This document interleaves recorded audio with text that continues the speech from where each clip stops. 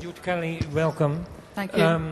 I would like to start with something kind of really blatant. You're the cultural commissioner of the Olympics. Am I? Are you?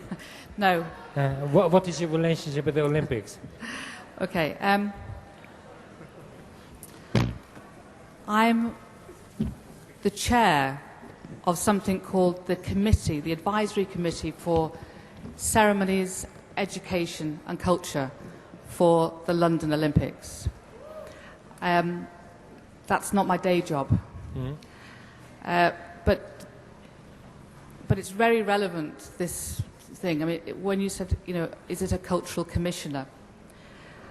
I'd have to start way back, and I will, if that's okay with you. Yeah, of course.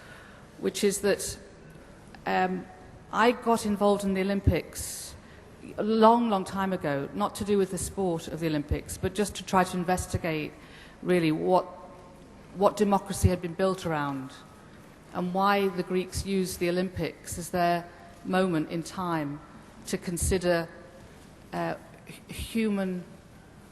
amazingness of humans. Yeah. And I was interested as to why they chose to use poetry and music and sport. And then I was interested in the reality in the Greek civilization of running a torch through every war-torn state and saying, don't have war today, we're having the Olympics. And so when I heard we were bidding for the Olympics, I got curious to know whether this idea of culture, education and sport and this notion of falling in love with mankind for the purpose of peace would be something which the Olympic Games could still sort of deal with, really. And I made a film suggesting that under current government, probably any government at the moment, democracy had fallen to pieces, really, and that it was unlikely that young people were going to look for idealism via politics, via formal politics. So I was suggesting that if it was possible to recapture the idea of this ludicrous ambition that Pierre de Coubertin had, which is that every single nation would walk through one door together at the same time, which if you can imagine inventing that when he did in 1884, can you imagine without emails, without any way of doing it? I wanted to know whether if we could reclaim that scale of ambition, could young people then go, all right, I'll buy into the universe for the next 50 years. Well, we did win the Olympics. And part of the reason why I think we won the Olympics was because, we had no chance of winning in a certain kind of way by being well behaved. And thank goodness, finally we weren't well behaved. And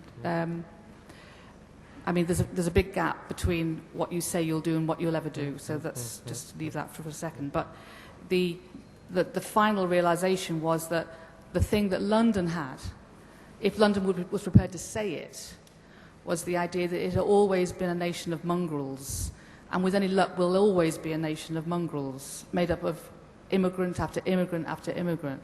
And that actually, instead of going, look, we're English, you go, look, I don't know where we're all from, but the world's here. So the cultural commission, as it were, is about, can you get the Olympic movement to recognise that finally, yes, sport happens inside the games time, but the way that humans express joy and belief is through the arts. And that's what I'm doing, if I can.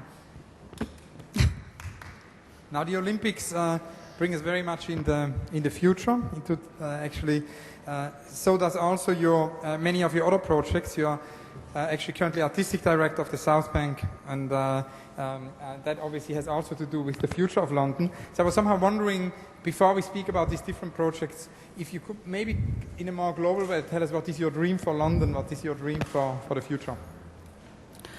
Well, I've had a different set of relationships with London. I mean, I'm not from London, I'm from Liverpool. And you can tell that gradually as you listen to the vowels. But And of course, you know, like most people from the regions, you have a very hazy idea of your capital city most of the time you're growing up. And sometimes, in the main, I mean, I loved growing up in Liverpool. But when I came to London, it was to start Battersea Arts Centre in the 80s.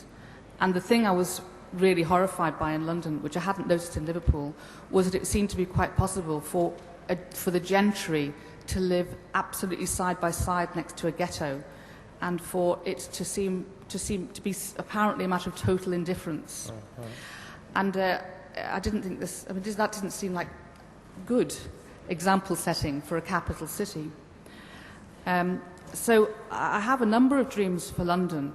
One would be that we would look at the map flat, and that the tributaries that go backwards and forwards on the map are like a flatland, as opposed to the way people talk. You know, they talk about going up to London or down to London. And so there's always a sort of geography that's to do with the map standing like that. And of course, if you're in Scotland, you want to turn it upside down. But I think it would be interesting if you just said, no, it's flat.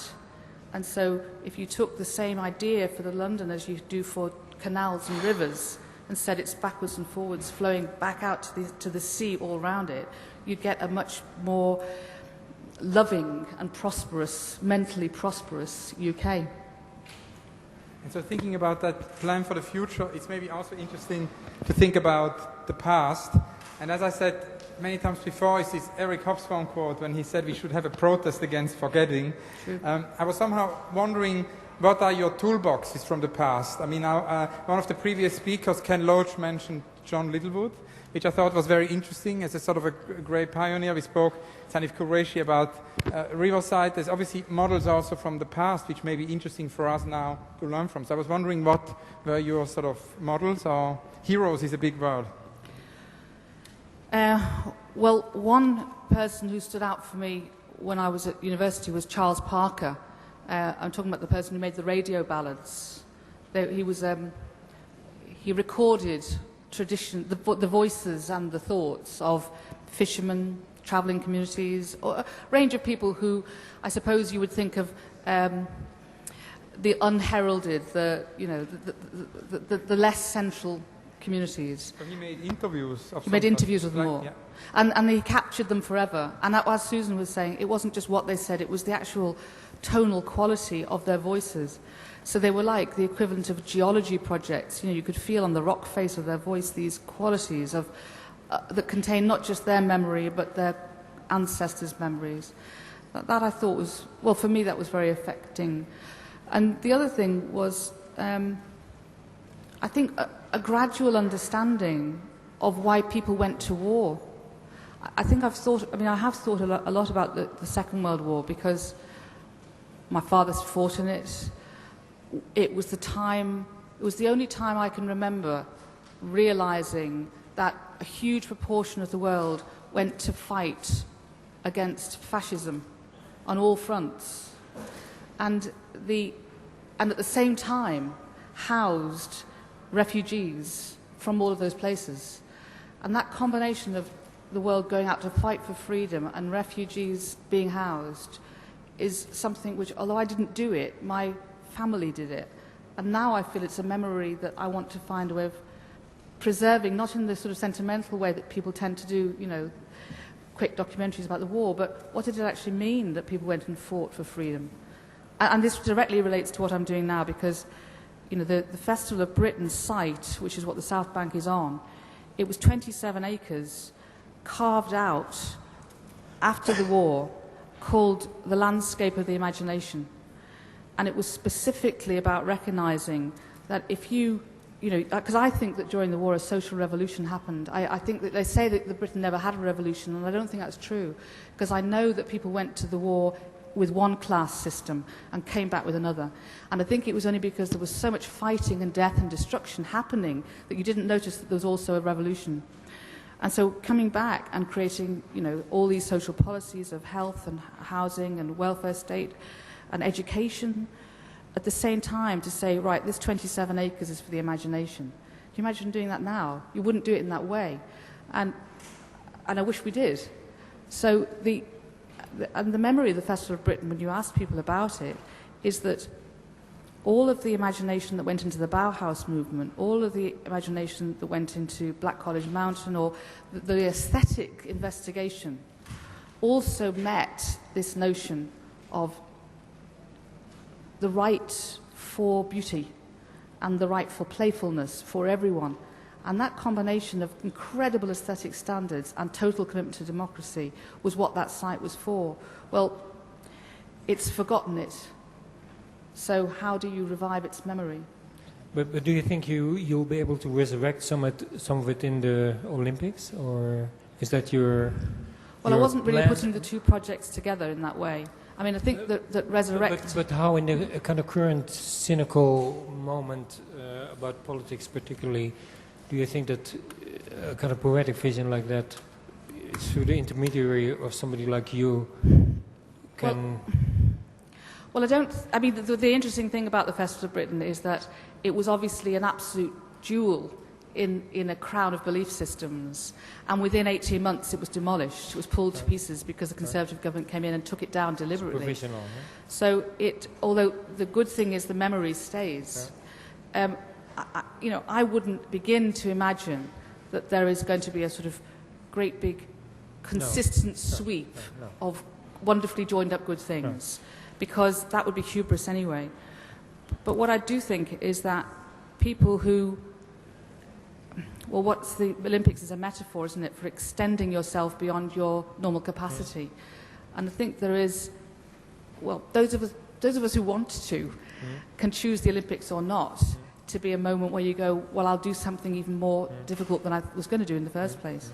But I wanted to pick up on something that was said earlier about, big projects.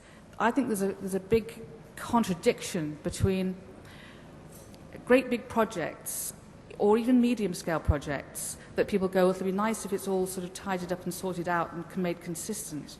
And the fact that, real energy comes out of mavericks. Mavericks. And also, if you want great cultural institutions, you need to keep destroying their institutionalness.